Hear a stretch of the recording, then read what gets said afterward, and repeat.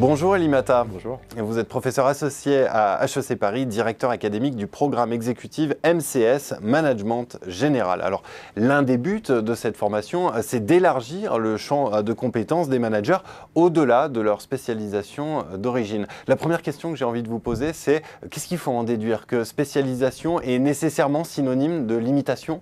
Ça dépend du manager, en fait. Si le manager avait choisi une spécialisation, parce que cette spécialisation correspond le mieux à sa façon de penser, de voir le monde, à son intuition, et ensuite le job que ce manager va prendre vient confirmer ou renforcer cette vision du monde, on finit dans une certaine zone de confort qui est très limitante. Ceci est vraiment dangereux si on est dans un monde qui change beaucoup, ce qui est notre monde d'aujourd'hui, avec les données, avec l'économie qui change, avec les connexions mondiales qu'on a. Il faut avoir la possibilité de voir autre chose que notre zone de confort. Ceci nécessite essentiellement cette capacité d'avoir une pensée intégrative qui repère plusieurs types de données, plusieurs spécialisations et les intègre d'une façon intelligente qui mène à des solutions meilleures.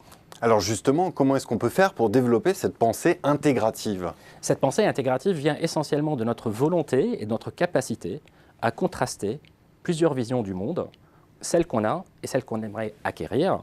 Premièrement, individuellement dans notre rationalité, dans notre cognition, en collectant les informations, en pouvant contraster et résoudre les problèmes complexes, mais aussi, surtout, au niveau organisationnel, en essayant de mettre et de juxtaposer les expériences et les spécialisations différentes.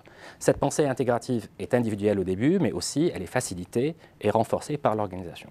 Donc si je comprends bien, il faut développer ce qu'on appelle un peu vulgairement les synergies de la machine à café. Les synergies sont très importantes. Pour la machine à café, on peut se retrouver autour d'une machine à café pour plusieurs raisons. En général, ça peut être aléatoire. On peut chercher à parler avec des gens qu'on connaît, ou bien il y a une certaine affinité. Ça ne va pas mener vers des nouvelles choses. Il faut mettre en place un système qui peut créer ces synergies, tout en évitant les doléances, les rumeurs, le négatif qui sort de rechercher quelqu'un autour de la machine à café juste pour parler de ce qu'on sait. Et c'est là le rôle organisationnel de mettre en place ce système. Alors quels sont les mécanismes d'intégration qui marchent vraiment? Il y a plusieurs mécanismes d'intégration. Il y a essentiellement le rôle de l'organisation dans la formation du manager, dans sa capacité de résoudre les problèmes en intégrant plusieurs formes d'information. Il y a le rôle de l'organisation en mettant en place des systèmes de copilotage, des systèmes d'apprentissage organisationnel qui permettent de collecter ces données et de les intégrer et de résoudre d'une façon intelligente et qui surtout ne s'arrêtent pas à contraster des modes de pensée, mais qui mènent à des solutions supérieures à ce qu'on peut avoir lorsque chacun est dans son coin.